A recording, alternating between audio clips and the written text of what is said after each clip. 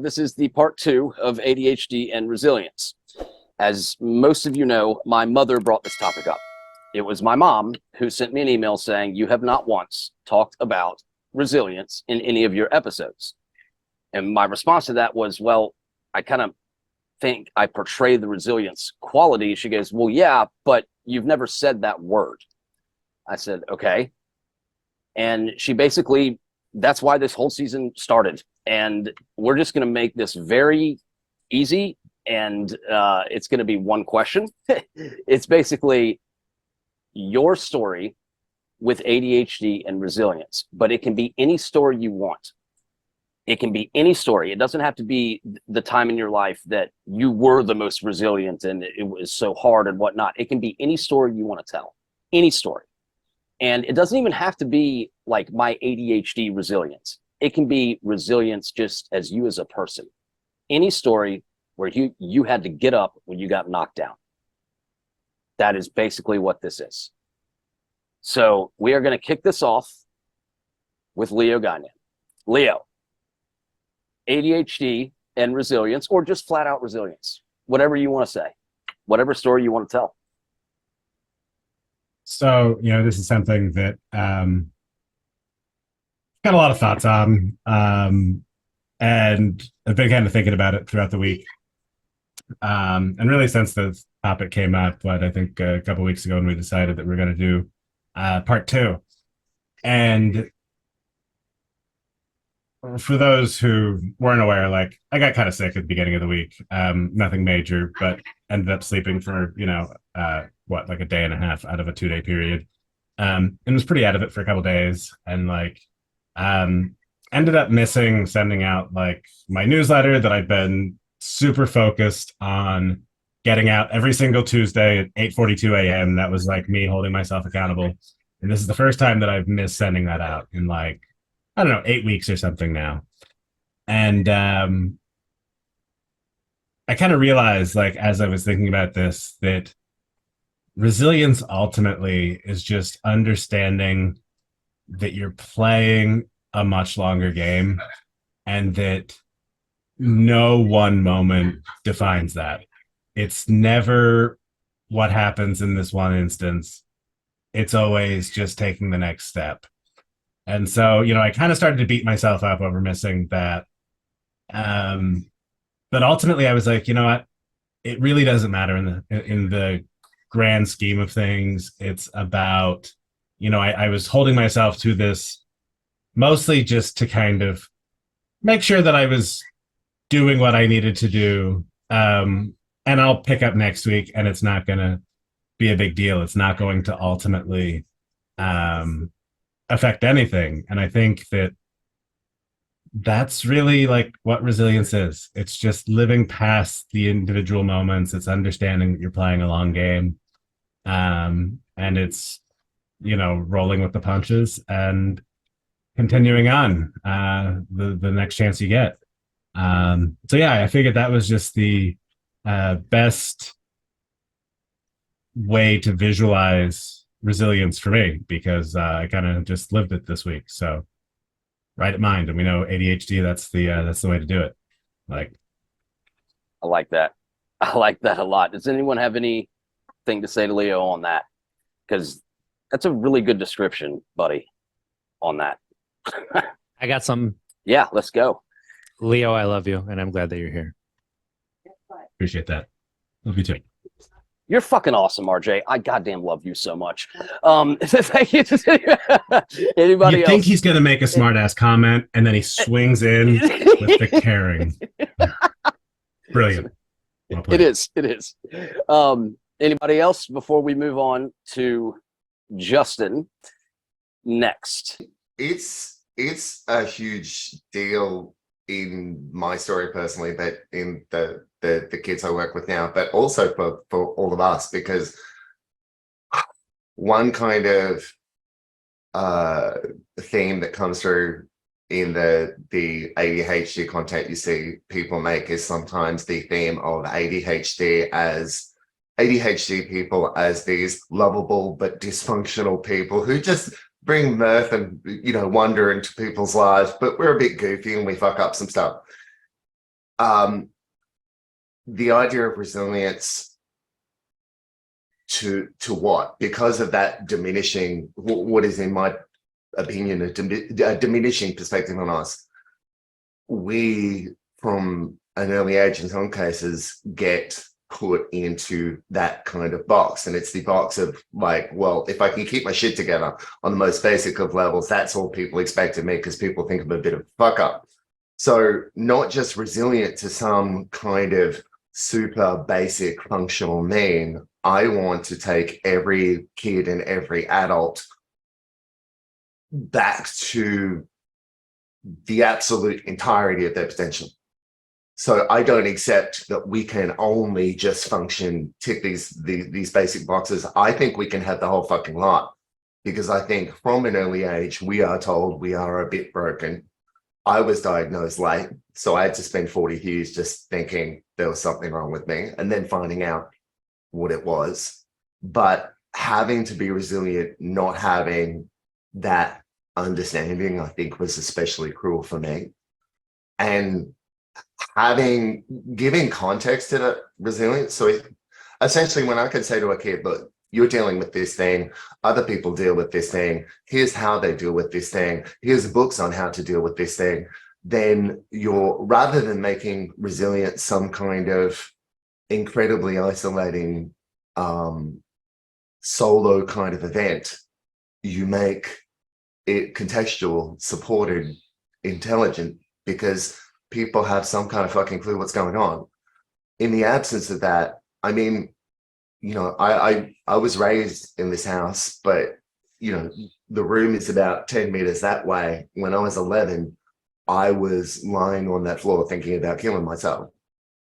The essence of resilience for me from that point was for me to have a perspective on life that allowed me to see why life was worth living, which is why I'm such a nutcase now, because I objectively have things to be happy about. That perspective, which was born in a very dark time when I was just looking for reasons to keep on functioning, now I'm a bit hyperactive because I have too many people who love me, too many reasons to be happy. If you're used to squinting, when you get a bit of actual light, it's blinding. But that perspective is what we need, because far from, I don't want any more of this. Leo's been very helpful to me. You've all been very helpful to me, but Leo helping me go from, well, I'm just going to sit in a corner and I'm just going to mask over here and be a good guy. Like, it's okay, Karen. Hi. Nice to meet you. No, we're going to start doing. We're going to start doing. And I've seen last week, I met a neurodiverse person who wasn't masking inside a school, as scary as that is. So I think it's incredibly important, but I think it shouldn't have to be such an isolating and alienating experience, because we shouldn't have to be resilient on our own. That resilience is made a lot more necessary and a lot more messy than it needs to be, because no context is given to people from an early age on who they are and what they need. And let's be honest, where attention issues are concerned, it's not just neurodiverse people, it's practically every kid and every adult everywhere has issues with attention. So this is something that everyone could just do and understand. Yeah, but I'd like it to be easier for us. It shouldn't have had to have been quite such a fraught, desperate, clunky kind of thing. It didn't need to be. Right. But thanks to the support of people like you guys, it isn't now. Awesome. Anyone? Yeah, that was great conclusion, Justin. I love that. Anyone have anything to say to Justin's resilience? I love you, Justin, and I'm glad that you're Yes! here. I knew it. I called it. I called it. I knew it. RJ's gonna steal the show. I love it. By the way, Geraint, good to fucking see you, man. Hello. God, it's good to see you again, man. Truly. We are gonna go with Shannon next on this resilience topic. Any story you want to tell? ADHD or not? God. Resilience. Yeah, I mean, I think ADHD folks are some of the most resilient folks that you could meet. And I think there's a lot of reasons for that. And some of them mentioned already, like the stuff we go through. You're diagnosed early, you can get put in a box as like a bad kid. If you're diagnosed late, you spend a lot of time thinking, what on earth is wrong with me? Why am I so weird? Why is my brain not working the way it's supposed to? But there's a lot more to it as well. Depression, for example, they call it a comorbidity. It's just, it often comes alongside with ADHD, but I think comorbidity is just like the worst word in the world. But anyway, so a ton of ADHDers have it, or have had it. I myself have had it. I had pretty intense depression when I was about like 20, 21. I just graduated from university. It's a whole thing of not knowing what I was doing in life, but I essentially like couldn't get out of bed for like 6 months, and it was just like, it was the worst period of my life. But looking back, over 10 years later, and over the past year, after like the last year or so, my mom passed away in March, which is one of the reasons why you guys haven't seen me in a while. I've been sort of stepping back, experienced a little bit of that depression, doing a lot better now, but something that is on my mind is like, why are ADHDers so resilient? If you struggle with ADHD and you struggle with depression as a comorbidity, worst word in the world, depression does this awful thing where your brain is like, I'm going to feel this way forever. And with ADHD, there's this thing called time blindness, right? Where we don't have a sense of time anyway. So it like compounds this sense of like, I'm going to feel like this forever. So anyone who has had ADHD and depression and has been able to lift themselves out of it even a little bit, which I'm very grateful to say, like back over 10 years ago, I did with the help of a lot of friends, therapy, medication, all kinds of help, but was able to do it by connecting with the feeling that it's not going to feel like this forever. And that's really, really, really hard for folks with ADHD to do, because we don't have this sense of time. We kind of live in the now. So if you are going through it, I'll just share like the mantra that has kind of like run my life in those low moments of like bringing yourself back to the present, reminding yourself it's not going to feel like this forever, but also just constantly checking in with yourself, saying, is there anything wrong with this moment, like this moment we're in right now? And even when you're in those low moments where your brain is telling you all this horrible stuff, you're going to feel like this forever. In those low moments, often there's nothing explicitly going wrong. You're not being like lit on fire. For most of us, we have a safe place to live. We have plenty to eat. We have a lot to be grateful for. And 99% of the time, there's nothing going wrong in this moment. So if you can reconnect to this moment and remind yourself that with ADHD, especially, the moment is all there is. That's a little mantra that I kind of live by, and it's helped me out a lot. So yeah, if you're listening and you're going through depression, just know that it's not going to feel like this forever. That's incredible. Round of applause for that. Does anyone have anything to say to Shannon's resilience story there? Go ahead, Justin. I love you, Oh, Shannon. I'm glad you're here today. Yeah. Love it. There will Love be love. There will be compulsory love. It felt good. Go ahead, Justin. The comorbidity stuff is a huge deal because like the model of good enough and not good enough we have as kids tends to be pretty binary. Like, are you in or are you out? Are you a good girl or a bad boy? You know, so it's emotionally unsophisticated. The idea that you can have one thing as a kid, you know, everyone understands the tragic story of the kid who got, you know, leukemia or something like that. Everyone understands what that is.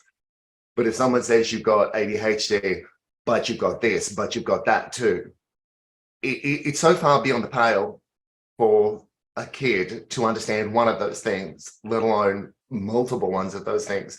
There's a book called The Winner Effect. I think I got that name right. And essentially, one thing that worked for me was super small things. There used to be times when the only thing I achieved throughout a particular day was like making my bed and doing my washing, but I was like, they're done. Washing done. Yes. So big. Now, I don't say that to be sarcastic. I say it to like, no one gives us a model of how to get out of that hole, because I completely identify with the intractable endlessness of that sort of, well, firstly, I'm searching, I don't have an answer.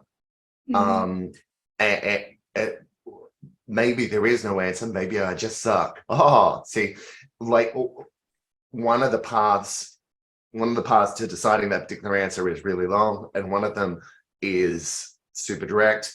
One disagrees with everyone you know, one agrees with everyone you know, and when you're in family situations that, if you have a neurodivergence, are sometimes confronting, it's unsurprising that you just stick with the program and go, you know what, that's just who I am.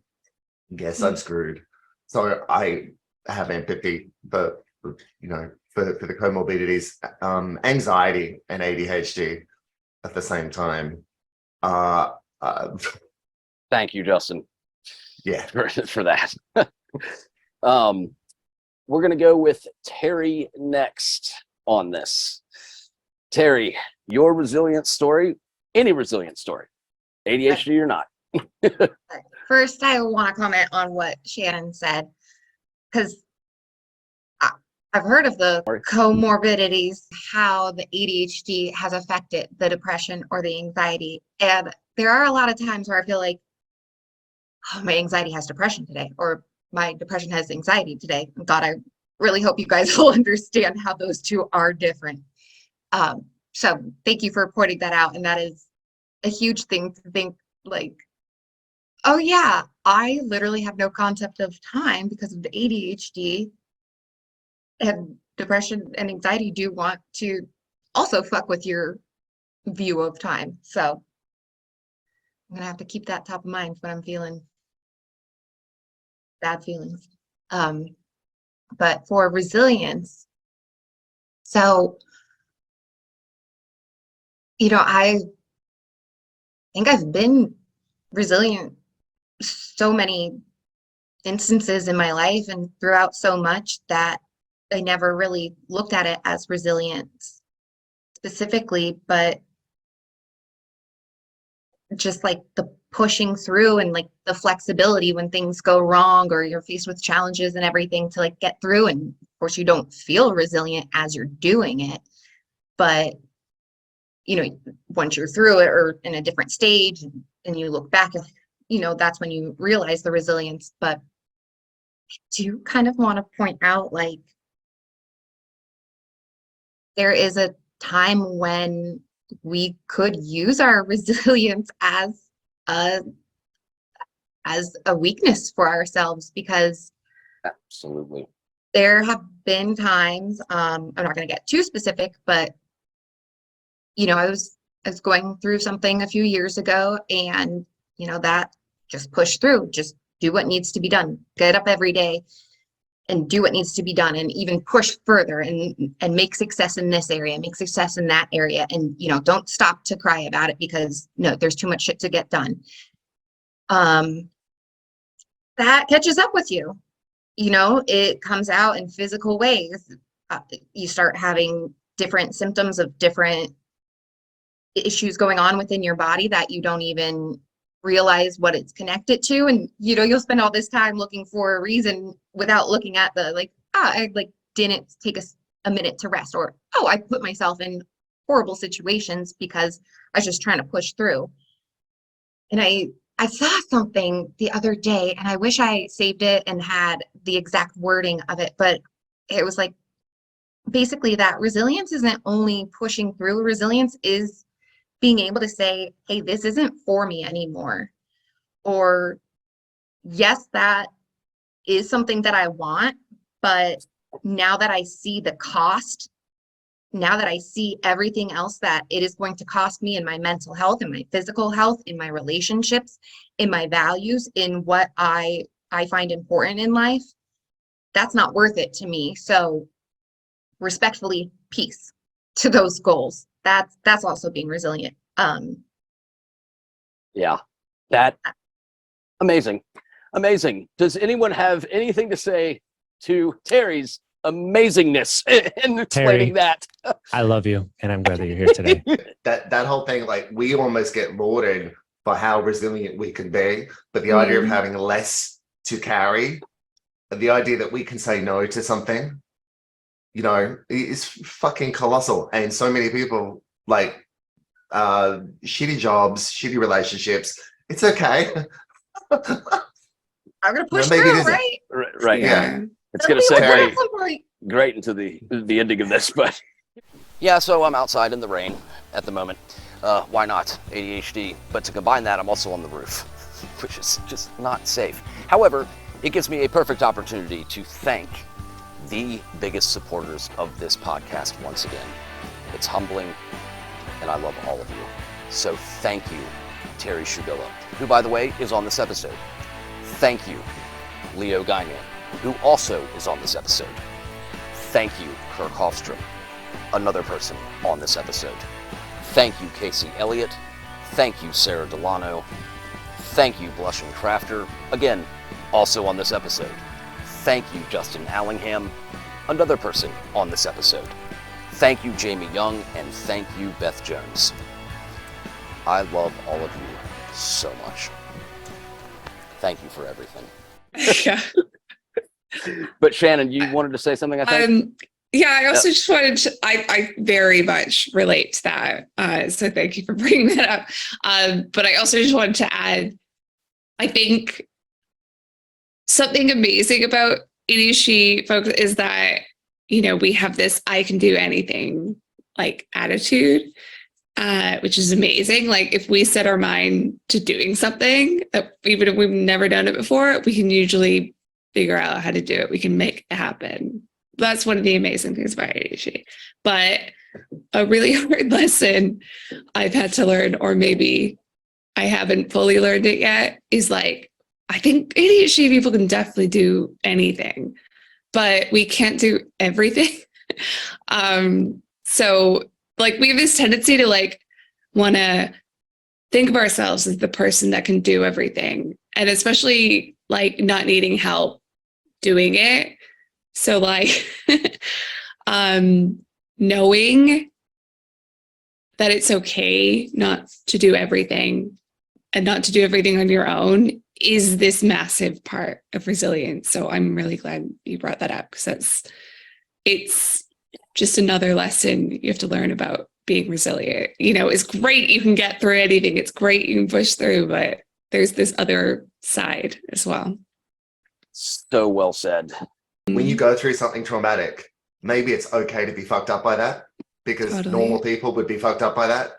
The assumption that that whatever you're feeling is invalid just because you're a messy Bessie. And no, maybe some things we go through sometimes should leave us feeling depressed. and maybe we can choose not to go through them again. Got it. All right. Thank you for that, Justin. Geraint, let's go with you next. Resilience, ADHD resilience, or just resilience in general? Your story. I don't know what I can say that other people, like I think, I haven't been here for a while, right? And part of the reason I haven't been here for a while is because I noticed that I was fucked up in the head, right? Like I wasn't doing well. And like the last time I was here, I was listening to all you amazing people and some other amazing people who aren't here right now. I was listening to the amazing stories, amazing things, and I was feeling like I was a piece of shit, right? And when I'm well, I don't think that, right? What other people are doing, I don't give a fuck, as it relates to me, And that's why I haven't done Twitter or Instagram or TikTok or anything. Like I just stepped away from it because I realized that thing that Terry was saying, right? Like I need to be able to just stop for a bit and sort my head out and like let it go, because I think that thing of what Shannon was saying is like we can do anything, we can't do everything. I found myself in this place where I was feeling too stressed out by the wall of awful, all the different things that I should be doing, that I wasn't doing any of it. But then I was beating myself up for that. So the bricks pile higher and they get thicker, and yet like it's just, and I think part of resilience is just giving yourself permission to go like, actually you can just let that thing go for a bit now. That's okay.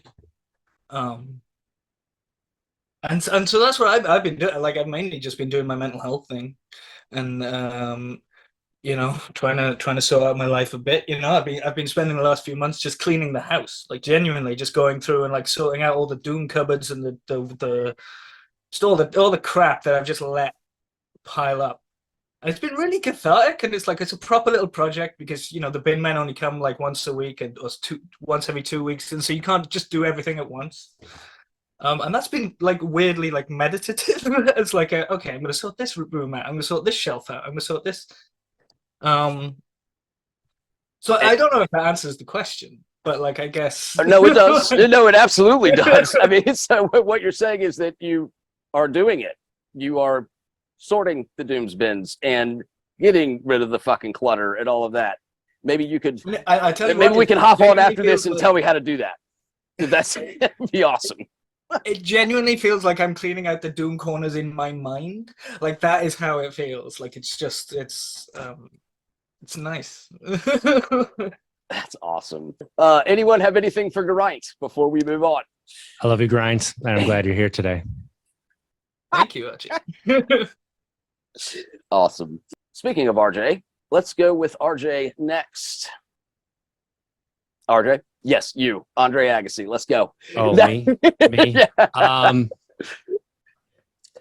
So I've been thinking about the story what story am I going to tell? Which one, right? I think we all have that. And Shannon alluded to it already, and that's our ability to do anything and how it often starts as somebody telling us we can't do something. And so we look at them and we say, fuck you, watch me. And then we don't just do it, but we do it better than they did originally, right? And along that way, we don't say the worst word in the English dictionary to anybody with ADHD, I believe, and that's help. We don't use the H word. And we try to carry it alone. But with so many people telling us what we can't do, what even you shouldn't do, or there's no way you'd be able to do that.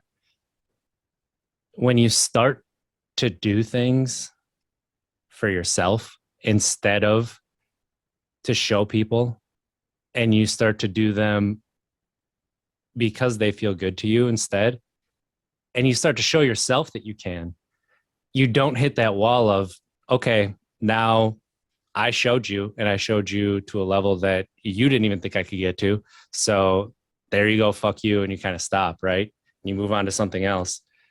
But when you do it for yourself and like that's the motivation, you don't hit that level where you're like, okay, now I've shown, and you actually get to a level that is higher than you thought was possible. And I think that resilience there, that change of I'm not going to do it because somebody says that I can't. And that's along the lines of, same thing that like Terry's saying and everybody else, that this is something similar where it's you start to do it for yourself and you scratch and you claw and you get yourself there. But when you start walking and running, you don't stop because you start to have that fun and you start to experience things. And that's something that everybody has to get to on their own. That's something that I hope people find. It's tough. It is really tough to find your way through that. It feels like it's the thorny bushes you got to walk through to start. But when you get through that and you can start to do that, you start to really, really see the rainbows and unicorns. And that don't mean that everything's peachy keen. I mean, unicorns are animals. They got shit. And if you don't take care of that shit, then those rainbows, they start to be blurry. So you still got to clean that up. And every once in a while it gets out of hand, but that's, I think that side of the resilience, that once you're doing the work and you start to do things for yourself and you start to see the small stacks, the small steps really starting to add up, and you see how far you've come, it's not out of that spite anymore. And it's not out of that revenge. It's out of that self-worth that you end up building through that you really find that resilience, and you can look back at the things that you did that people told you couldn't do, and you start to appreciate that even more. So that's all I got to say about that. Hey, RJ, I love you, and I'm glad you're here today. Thank you. I was wondering who's going to be the first one to take in case that I have to go before everybody goes. I love you, Blushing, and I'm glad that you're here today. And I love you, Kirk, and I'm glad that you're here today. And Lobow, I love you, and thank you for providing this platform. Absolutely. And thank you for being you. And I am so glad that you're here today. Thank you very much. Speaking of blushing, we are going to go with blushing next on this resilience topic. ADHD or not, resilience. Any story you want to pick? The word resilience. People have been telling me, you are so resilient. And I feel like rolling my eyes and shaking my head, shaking my head, no, thank you. Because resilience, as someone said, is seen as something that you have because you go through so much tough crap, so much hardship. And believe me, I have. For years and years, not only ADHD related, but a whole lot of it has been making other things worse because ADHD.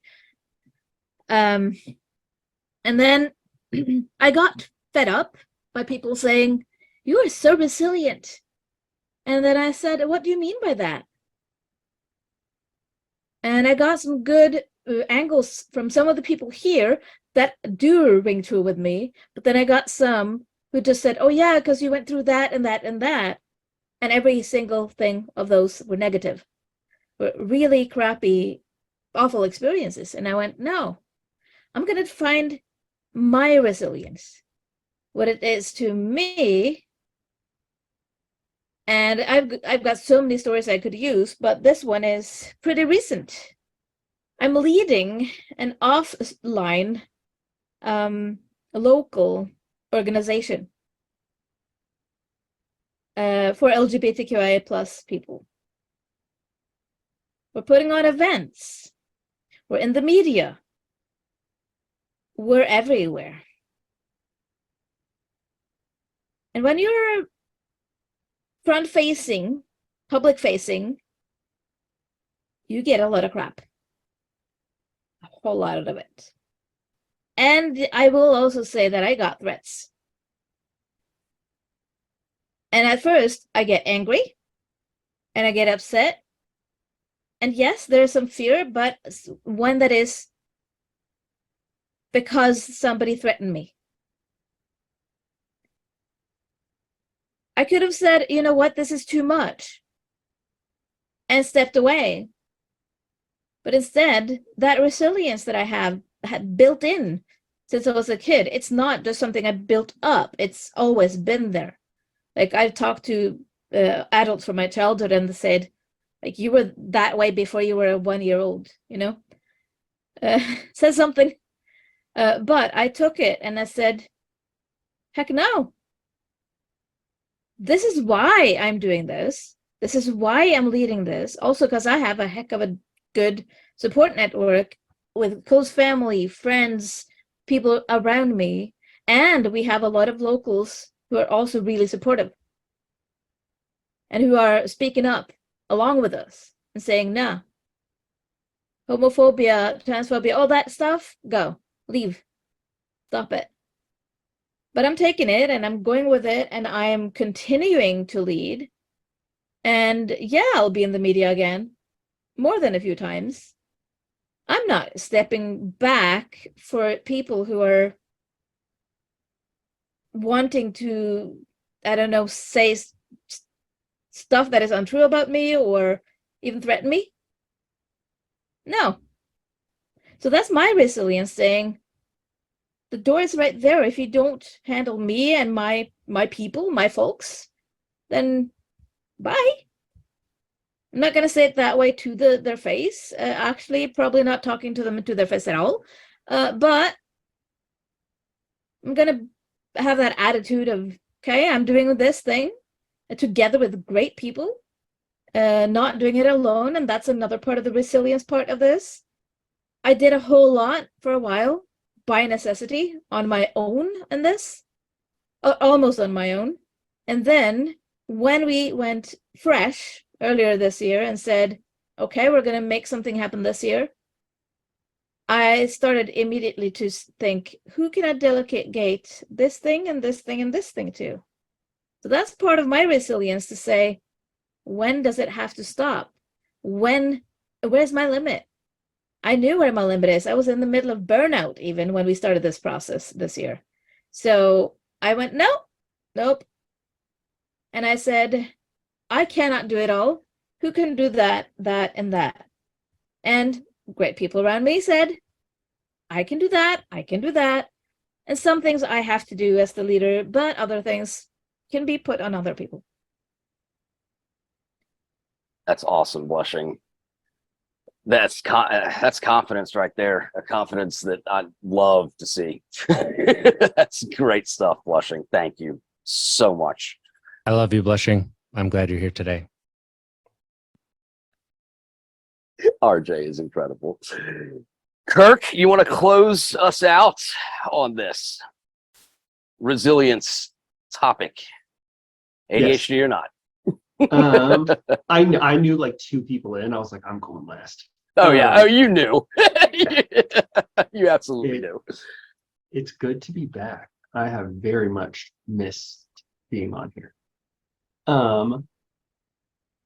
So one of the things I kept noticing, and there's like a theme sort of building, and of course my nerdy self wants to give everyone video game analogies for everything. But I noticed we talked about, Shannon brought up this time blindness, and that's something we all feel all the time, and how powerful the here and now is for us. Like that's where we win all our battles. That's where we succeed. That's where we shine. This ADHD is here and now. You can throw all the chaos at here and now and we're going to be fine. You give us something to do tomorrow, okay, good luck. And same thing with this, like the topic of resiliency. Like we are very resilient because we're used to having a lot of roadblocks. We're used to being told that we don't work hard enough. We're used to being told that we're lazy, that we can't focus, that, you know, we're not going to accomplish things without plans that look like everyone else's. And And because we're very resilient, we aren't very great at setting boundaries, despite those being extremely important. Not just for us, for everybody. And then we talked about being able to sort of like this self-belief and being able to see everything. You can throw anything at us. Yeah, we can do it.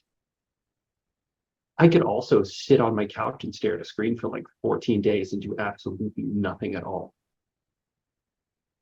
It's like all of these things that are our most powerful tools are also sort of the most dangerous to us. They're these big, clunky, this is this double-edged sword idea. Is like, yeah, I can do anything with this, but I also might ruin everything around me if I touch it.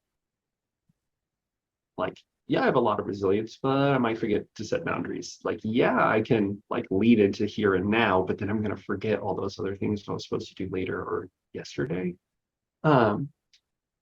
Yes, I can do everything, all of it, all right now. But if I get burnt out, then I'm just going to do nothing for days and days and days. And it is so hard to maintain balance. And if you have that added little perk of always wanting to be efficient, you're shitting space just then. that like I have to balance everything. I have to, but I can't, and I don't know how. There's too many big, heavy, crazy things I'm trying to wield at once, and that's exhausting. And then we beat ourselves up over it, and then we forget about it 7 months later because we have ADHD, and then we start the whole thing over. Lobow Spark has started a fundraising effort for Crisis Text Line. We have a goal of $19 per episode, as $19 supports one person in their time of absolute crisis with their mental health. If you would like to donate through our fundraiser titled Lauren's Infinity, the link is listed in the episode's description. Lauren was my wife's best friend and loved by all who came into contact with her.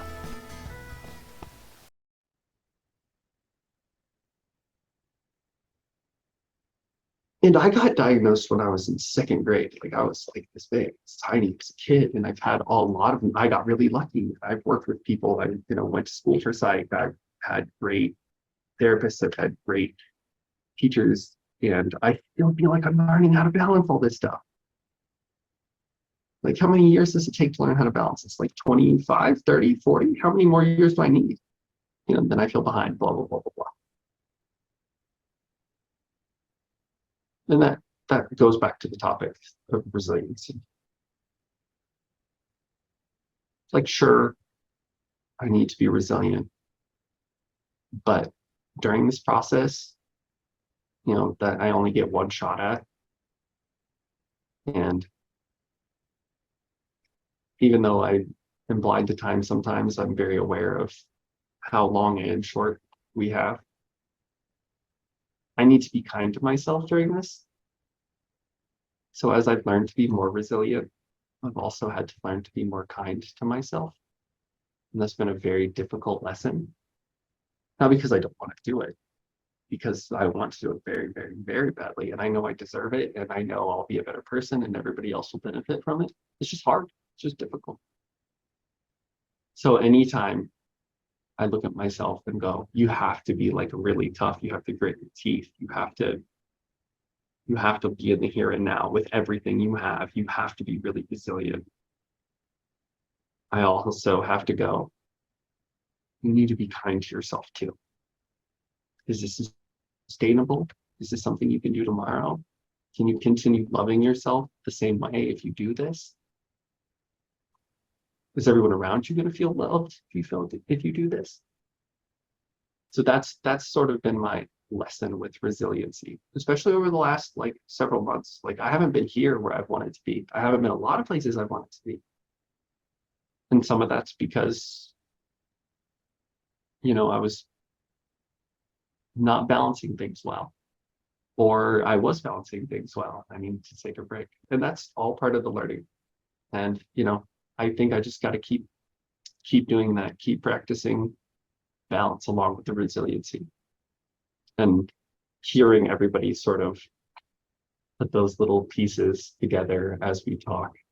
Everybody's sort of counterpointing each other with all those things that I'm feeling anyways is good, and it's helpful because we're all doing the same things and we're all sharing those lessons. So it's sort of nice to go last because you guys put it all together for me and put it on a silver platter, and so thanks. Of course. Does anyone have anything to follow that up with? We have blushing and we have I love you, Kirk, and I'm glad that you're here today. I missed you too. I love buddy. you too, RJ. Oh my gosh. blushing. When you said about the needing to take a break, needing to slow down, I relate. Like I was just talking about that. But then when he said, will other people be affected in a good way? Like, will they be happy if I do this? Actually, kind of say lower the expectations, lower the demands on myself or on ourselves, really, because most of us, I know for a fact, will have high demands of ourselves. And that's also part of the process I've been going through lately. Like, okay, so maybe I and we can't have that thing that we ideally would like to have, but this too is good enough. No matter what it's about, like, is this other thing, this alternative, good enough too?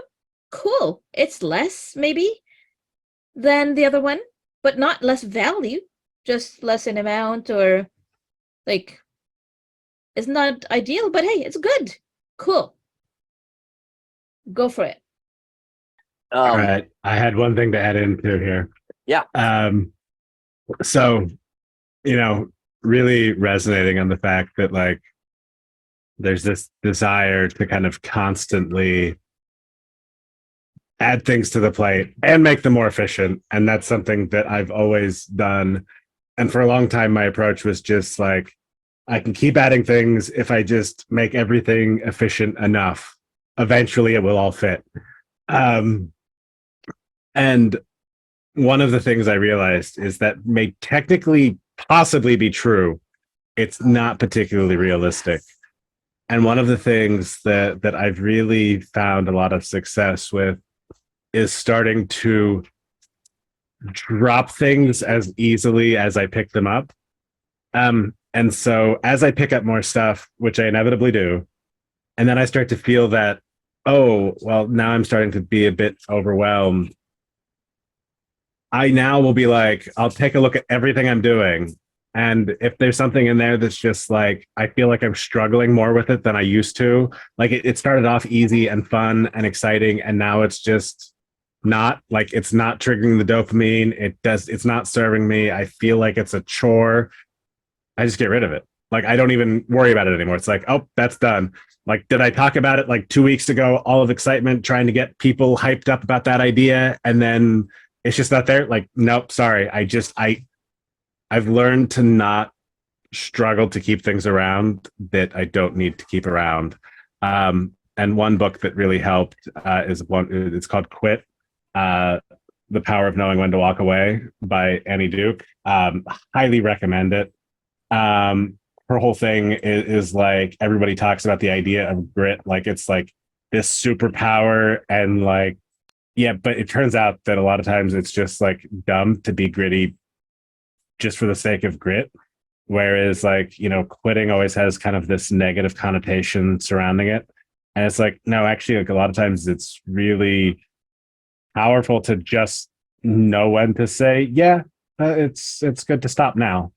Like, this is the time to stop. So yeah, highly recommend that book. It really did clarify things quite well for me. And now it's just like, oh, it's time to quit. I'm not even gonna question it anymore. Yeah. Thank you, I want Leo. to jump back in one last time. Absolutely.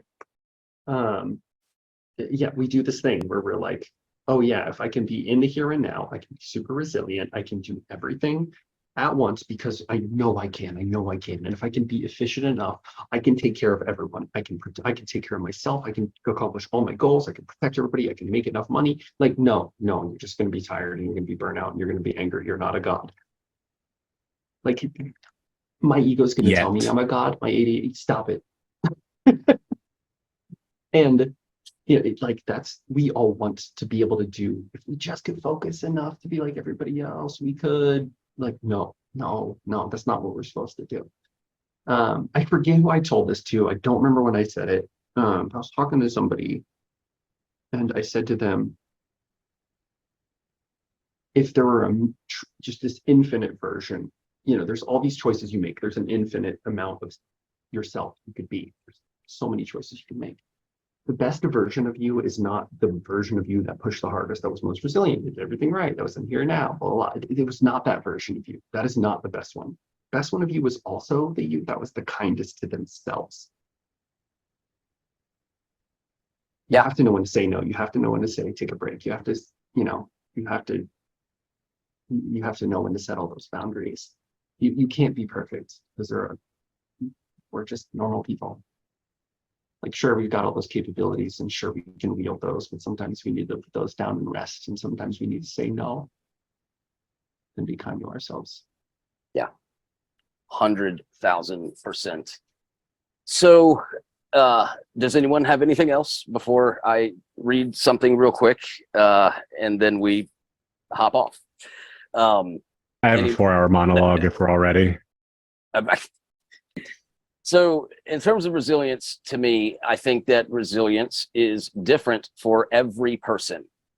Whether it is taking a break, whether it is pushing through, there are times for both. And right now, my resilience is telling me to step away.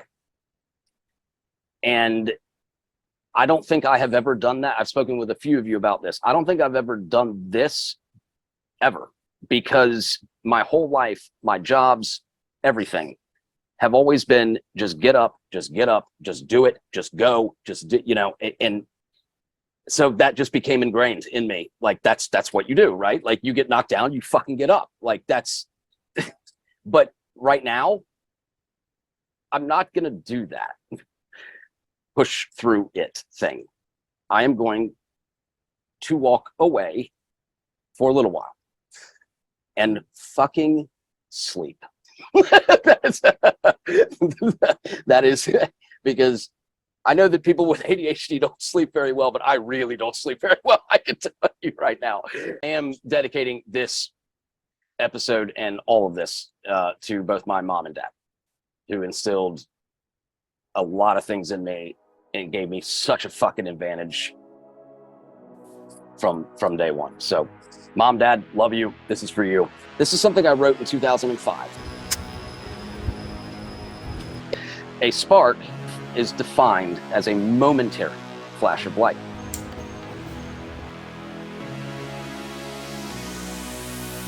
Sparks serve to animate, kindle, and excite.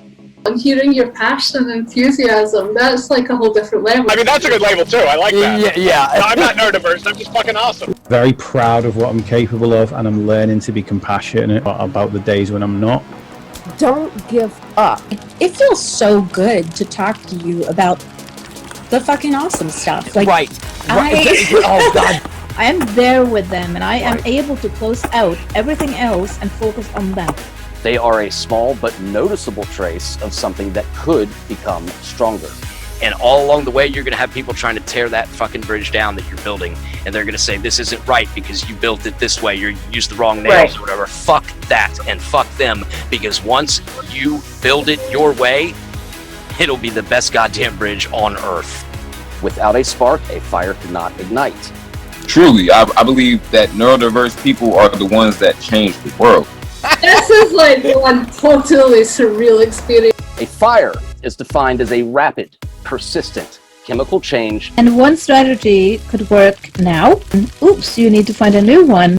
People love a fire for the warmth and comfort they can provide. People don't mind if you're different as long as you're okay with being different.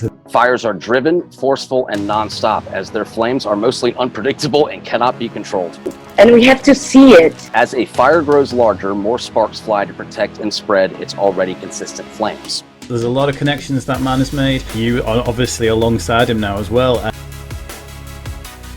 I am good with vision. I am good with like that big picture. Like I am big vision and I could work hard. But if you find the spark that ignites a fire within you, your life will change, but be cautioned. Your fire can consume you, but when it consumes you for the better. You really have shaped my life. I wouldn't be where I'm at right now if it wasn't for you. When it consumes you for the greater good of this world as a whole. For me, it could be writing. For you, it could be the podcast. I think that we are natural creators. When it consumes you with people that are now friends, where there is no judgment of how your brain operates. So you stay being you, okay, always. Don't let anyone fucking tell you anything different. When it consumes you to the point that you are so overwhelmed of the heavy task of helping people see the good in themselves. I think I'm the first person in a long time that said I was intense and not in a bad way. Because I'm an intense person. I love recognizing that in someone else. It makes me feel not as alone. The world needs you. I would give you a standardized test with one question. Have you or have you not saved a 5-year-old child's life? Yes or no? Bubble in the correct answer. We have a Casey Elliott here that answered yes to saving a 5-year-old kid's life. Run that through your fucking machine. Trust me, you gave yourself shit when you couldn't fix the problem, so therefore you deserve a bit of credit when you do. You feel that tension, right? And then as soon as someone that we trust that's giving us that answer says, you're going to be okay, we go, oh, there is the very reason for this podcast. People who work hard to make themselves good should be able to feel good about themselves. I'm working on that. How can we name our Friday night get-togethers? Within 5 seconds, you were like, oh, ADHD with benefits, done. I'm like, the fuck? Like, that's like the most brilliant fucking thing ever. When it consumes you with what will push this world forward in the direction of love and not hate. Wish I could go back in time and give your friend Lauren a hug. We're giving her one right now. I never felt more comfortable speaking about what I go through than I did last night. So thank you, Lobow. And when it consumes you to the point where you start to get really fucking tired, that is when you are truly on fire. It makes you someone that later in life, you will be able to put the best team together with the best people because you're willing to defend them. I would protect my team. Yeah. Yeah. That is my... Don't hide the cape. Don't hide the cape. I think we're all fighting for love to win in this battle. And that's not to say that we're all the most loving and we never do anything wrong and all of that. But by doing this right now, we're fighting for love and not hate. I'm proud that I find meaning in helping others. Like my entire life, all I've wanted to do is help other people. We are fighting for people when they wake up, they can't understand that they have something good to give to this world. And if you have dead cards too many times, sometimes you don't want to play anymore. I want us to provide so many decks of cards that surround it. They have so many options. Oh, this didn't work, here's another card. That didn't work, here's another person. I think all of us in life have a desire to be loved, have a desire to want camaraderie. But going back to the resilience thing, y'all have been a spark that has protected this fire for so long. Y'all maintained it this whole time. We're a team. Y'all are the ones that maintained the fire. You had it, it's just that your mind went, fuck you, and didn't let you admit it, and so you just reworked it so it worked for you. It was like, I may have lit a fucking match, but y'all have maintained the goddamn fire. Hi everyone, I'm Will, a friend of Lobow's. I wanted to send everyone a shout out for being advocates for mental health. So I just wanted to say thank you and keep that fire burning. I love all of you very, very much. You were very integral into the first moment that I was proud of myself. And I couldn't wait to tell you. You put the match where it mattered the most. You matter. That's it. That's community. Yeah. And where it made the biggest impact. We fucking did some good shit, Lauren, didn't we? We're gonna end up where we want. The key to building a successful team is to having a team with diverse strengths that all offset each other's weaknesses. I want to get everyone that's been on this together. That would be so fun. How fun would that be? It literally becomes like a raging like wildfire where I'm like, boom. Do you see that movie that just came out about how the laundry was clean every day? Did you see that movie? Fuck no, you didn't see because there's never been one. God damn it, I love you. It's the lens through which you see the world. It is the filter through which every experience you have ever had since Earth has been through. You start internalizing like, oh, I have to like try harder. And then because you have ADHD, you are trying harder. It's not that easy. No. And I think that's where like kind of sharing personal experiences like is very, very helpful. And what better characteristic to have than only thriving when it's really difficult? Because life is hard as shit. And it is. And I mean, no one will ever argue with that. Life is difficult as shit, but neurodivergent people have a grind and an intensity about them to always dig themselves out, to always go to the next thing. And that, to me, makes us extremely powerful. Amazing. See, that's that locker room talk that I needed. The world needs you. That was epic. That was absolutely epic.